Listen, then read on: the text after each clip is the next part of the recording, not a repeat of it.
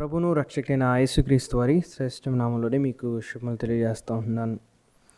మరి మనము థియాలజీ క్లాసెస్లోని ఎక్లేషియాలజీ అంటే సంఘ శాస్త్రంను నేర్చుకుంటూ ఉంటున్నాం.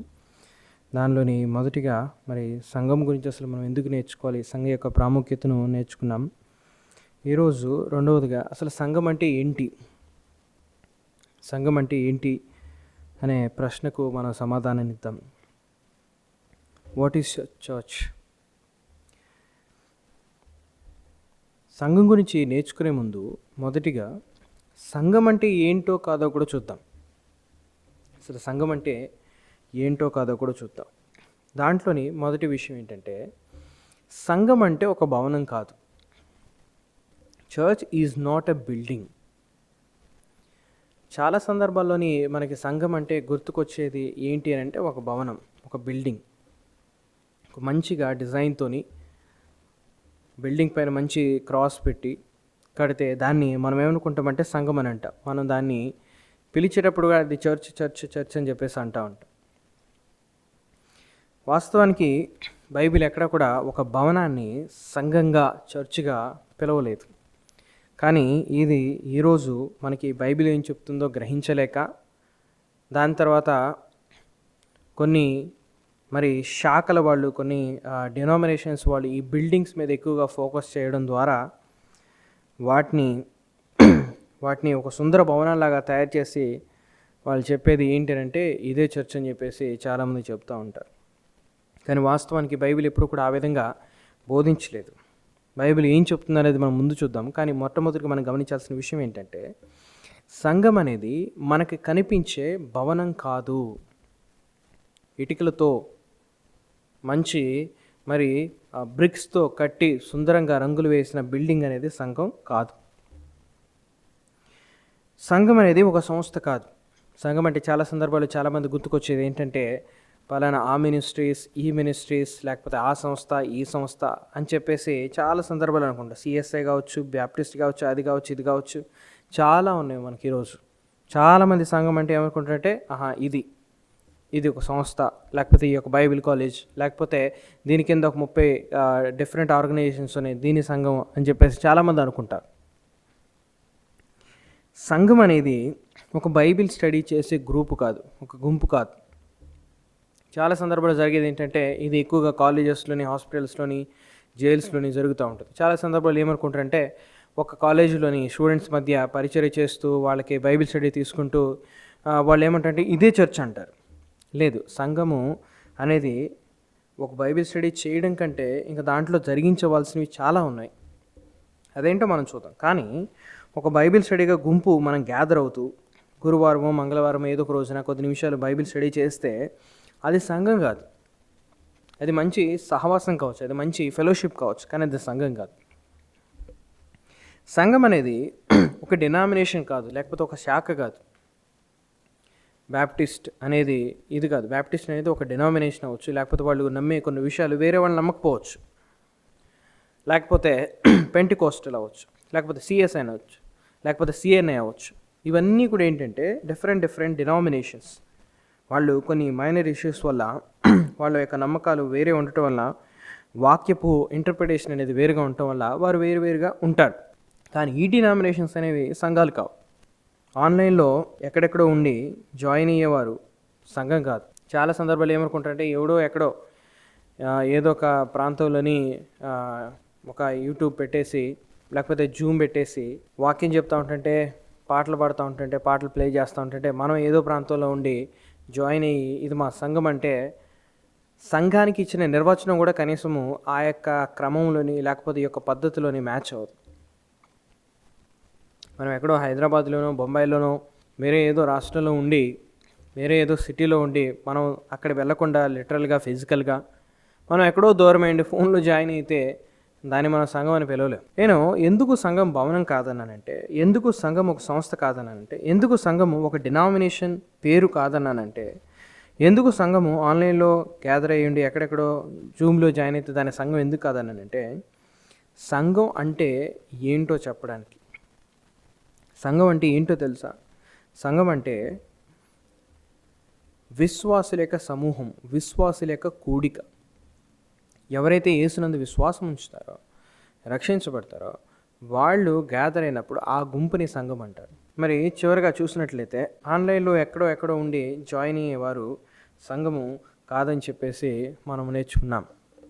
నేను ఎందుకు సంఘం భవనం కాదు అన్నానంటే, ఎందుకు సంఘం ఒక సంస్థ కాదు అన్నానంటే, ఎందుకు సంఘము ఒక బైబిల్ స్టడీ గుంపు కాదని నేను అన్నానంటే, ఎందుకు నేను సంఘము ఆన్లైన్లో ఎక్కడెక్కడో జాయిన్ అయ్యి గ్యాదర్ అయ్యేవాళ్ళు వాళ్ళు సంఘము ఆన్లైన్లో ఎక్కడెక్కడో ఉండి జాయిన్ అవ్వని వాళ్ళు ఫిజికల్గా వాళ్ళని సంఘం ఎందుకు కాదు అన్నానంటే, సంఘము ఎప్పుడు కూడా బైబిల్లో ఆ విధంగా డిఫైన్ చేయబడలేదు. సంఘం అనే పదం ఈ మాటల నుంచి వచ్చింది, ఎక్లేషియా. ఇది 2 పదాల కలయిక. అంటే ఏంటంటే బయటికి, లేకపోతే మనం ఇంగ్లీష్లోని దీన్ని అవుట్ లేకపోతే అవుట్ ఆఫ్ అని ట్రాన్స్లేట్ చేయొచ్చు. కాలియో అంటే ఏంటంటే పిలువబడిన వారు. బేసిక్గా ఎక్లేషియా అంటే ఏంటంటే బయటకి పిలువబడిన వారు, దేవుని కోసం ప్రత్యేకంగా జీవించడానికి పిలువబడిన వారు. ఇది ప్రజల యొక్క గుంపును సూచిస్తూ ఉంది, బిల్డింగ్ గురించి కాదు. రెండో మాట కురియోకోన్. కురియోకోన్ అనే మాట యొక్క అర్థం ఏంటంటే ప్రభువుకి చెందినది, లేకపోతే ప్రభువుకి సంబంధించినది, లేకపోతే ప్రభు యొక్క జనము అనే అర్థాన్ని ఇచ్చే మాట ఇది, బిలాంగింగ్ టు ద లార్డ్. ఈ కురియోకోన్ అనే పదం నుంచి జర్మనీ భాషలోని వాళ్ళు ఏం చేశారంటే కిర్షే అనే మాటను తీసుకొచ్చారు వాళ్ళ భాషలోని. స్కాట్లాండ్లోని దీన్ని ఏమిటంటే కర్క్ అంటారు, లేకపోతే కర్క్ అని చెప్పేసి అంటారు. సో ఈ పదాల్లో నుంచి మోడర్న్ ఇంగ్లీష్లోని మనకి వచ్చిన మాటే చర్చ్ అనే మాట. పదం ఎక్కడి నుంచి వచ్చిందంటే జర్మనీ వాళ్ళు, స్కాట్లాండ్ వాళ్ళు పిలిచిన కిర్షే అని లేకపోతే కర్క్ అని చెప్పేసి ఈ ప్రొనౌన్సియేషన్ డిఫరెంట్ అయి ఉండొచ్చు, కానీ ఈ పదాల్లో నుంచి చర్చ్ అనే మాట వచ్చిందనమాట. ఇది చర్చ్ అనే మాట ఎక్కడి నుంచి వచ్చింది అనేది మనం తెలుసుకోవడానికి హెల్ప్ఫుల్గా ఉంటుందని చెప్పేసి నేను తెలియజేశాను. దాని తర్వాత సంఘం యొక్క నిర్వచనం చూద్దాం. సంఘం అంటే అసలు ఏంటి? పెంతెకోస్తు దినం నుండి క్రీస్తునందు విశ్వాసం ఉంచి ఆయనను ప్రభువుగా మరియు రక్షకునిగా స్వీకరించి ఆయన శరీరంలో ఆత్మ ద్వారా చేర్చబడిన ప్రజల యొక్క సమూహాన్ని సంఘం అంటారు.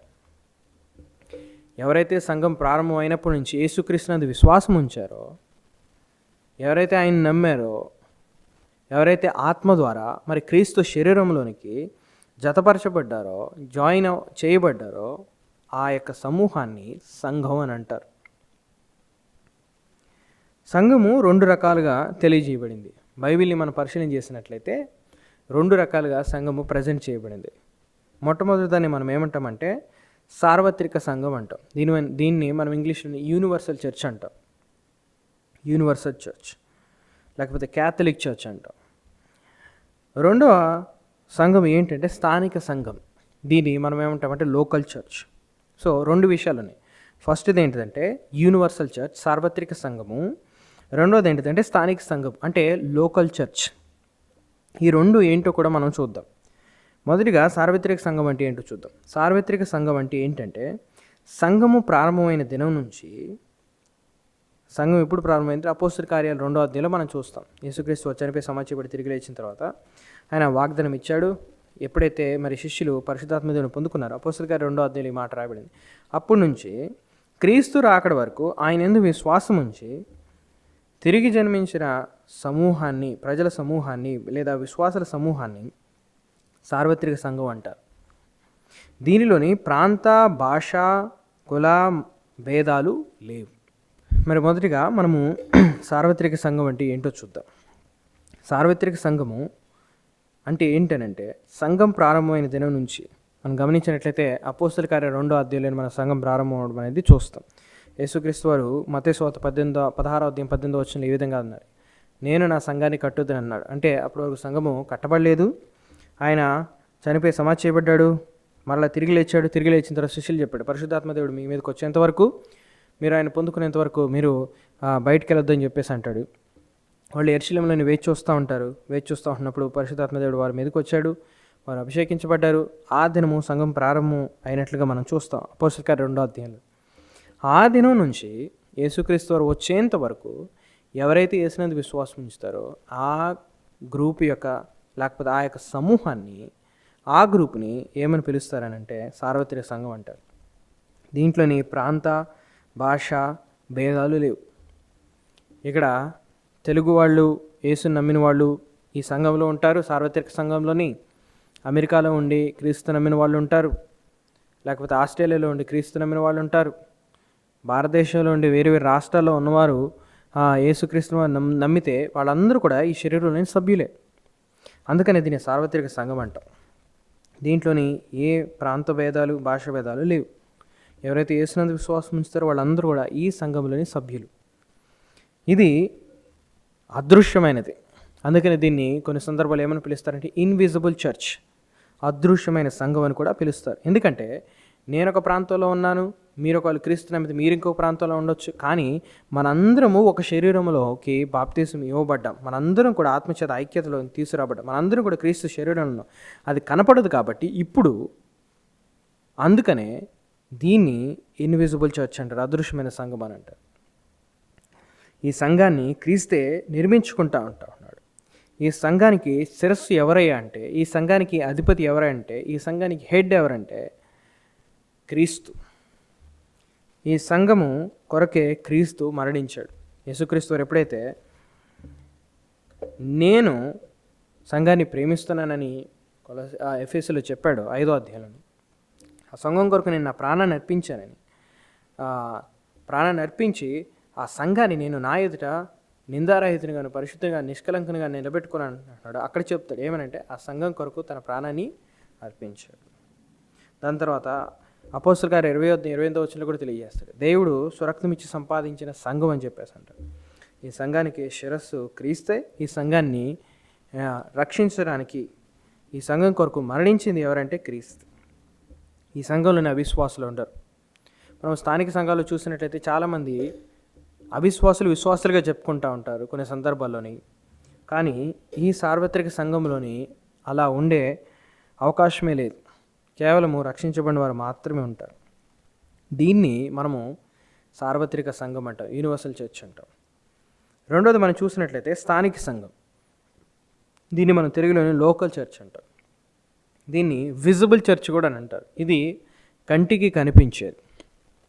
ఇప్పుడు మీరు ఒక ప్రాంతంలోని ముంబైలోని ఒక పర్టికులర్ లొకేషన్లోని ఒక సంఘానికి మీరు వెళ్తూ ఉంటున్నారు అనుకోండి, అక్కడ నిజంగా రక్షించబడిన విశ్వాసుల యొక్క సమూహాన్ని సంఘం అంటారు. ఇట్ క్యాన్ బి సీన్, అది కంటికి కనిపించేది. అందుకని దీన్ని ఏమంటారంటే స్థానిక సంఘం. ఒక నిర్దిష్టమైన ప్రదేశంలో ఉండే సంఘము, యేసునందు విశ్వాసం నుంచి గ్యాదర్ అయ్యి దేవుని ఆరాధించడానికి కూడిన యొక్క విశ్వాసుల యొక్క సమూహం. దీన్ని మనం ఈ విధంగా డిఫైన్ చేయొచ్చు. యేసును తమ రక్షకునిగాను మరియు ప్రభువుగాను విశ్వసించే నిబద్ధత, కమిట్మెంట్ కలిగిన విశ్వాసుల యొక్క సమూహం.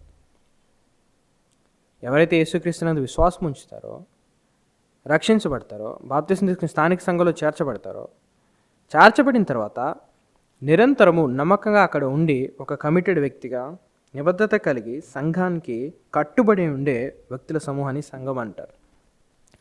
ఈరోజు ఇక్కడికి వచ్చి రేపు ఇంకో రోజు వేరే దగ్గరికి వెళ్ళి ఇంకో రోజు ఇంకో దగ్గరికి వెళ్ళేవాళ్ళు సంఘం అని మనం పిలవలేం. ఎందుకంటే నిజంగా వాళ్ళు రక్షించబడ్డారా లేదా, లేకపోతే వాళ్ళు ఎవరికి బాధ్యులుగా ఉంటున్నారు, ఎవరి అధికారం కింద ఉంటున్నారు, వాళ్ళ జీవితాలను ఎవరు చూస్తూ ఉంటున్నారు అనేది ఎవరికి తెలియదు. వాళ్ళ జీవితాలకి లెక్కప్ప చెప్పేది ఎవరనేది ఎవరికి తెలియదు. కాబట్టి నిబద్ధత కలిగిన విశ్వాసుల యొక్క సమూహాన్ని మనము చర్చ్ అని అంటాం. ఈ గ్యాదర్ అయిన విశ్వాసులు వీరు క్రీస్తులో ఒకరికి ఒకరు విశ్వాసాన్ని నిర్ధారణ చేసుకోవడానికి, వాక్య ప్రకటన మరియు సంఘ నియమాలను ఆచరణ ద్వారా సభ్యులను క్రీస్తులో కట్టుటకును వృద్ధి చెందడానికి మరియు నశిస్తున్న మానవాళికి రక్షణ సువార్తను ప్రకటించడానికి ఉన్నారు. కేవలం కొంతమంది విశ్వాసులు చేరినంత మాత్రాన దాన్ని మనం సంఘం అని పిలవలేం. వాళ్ళు కమిట్మెంట్ కలిగి ఉండాలి, నమ్మకంగా సంఘానికి కట్టుబడి ఉండాలి.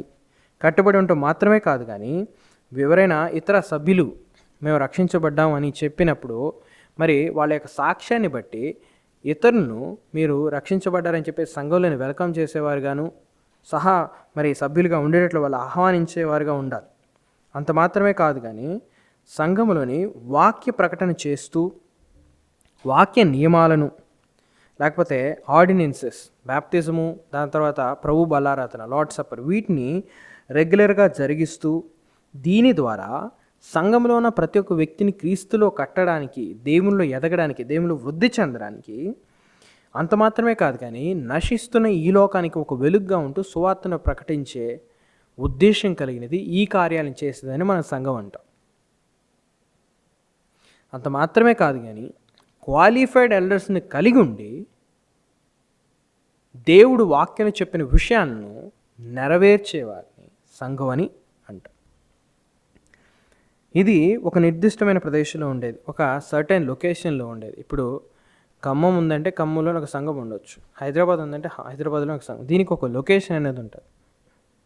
నేను లొకేషన్ అన్నప్పుడు ఒక నిర్దిష్టమైన ప్రదేశం ఎక్కడైతే పీపుల్ గ్యాదర్ అవుతారో అది చేంజ్ అవ్వచ్చు, కానీ ఒక లొకేషన్ అనేది ఉంటుంది. దీనిలో నా విశ్వాసాలు ఉండే అవకాశం ఉంది. దీంట్లో కొంతమంది వచ్చి చెప్పొచ్చు నేను యేసుని నమ్ముకున్నానని చెప్పేసి, కానీ కొన్ని సంవత్సరాల తర్వాత వాళ్ళు బయటపడవచ్చు, వాళ్ళు దేనికోసమో వచ్చారు, అది దొరకపోవడం వల్ల వాళ్ళు వెళ్ళిపోవచ్చు. సో ఇలాంటి వాళ్ళు నిజంగా క్రైస్తవులు కాదు. క్రైస్తవులు ఎవరంటే సువార్త నమ్మి యేసునందు విశ్వాసం నుంచి పాపక్షమాపణ పొంది యేసును అంగీకరించిన వారు చనిపోయేంత వరకు కూడా క్రీస్తు నడిచేవాళ్ళు, వాక్యాన్ని అనుసరించి స్థానిక సంఘంలో నమ్మకంగా కట్టుబడి ఉండి వాళ్ళనే మనము నిజమైన విశ్వాసాలు అనొచ్చు.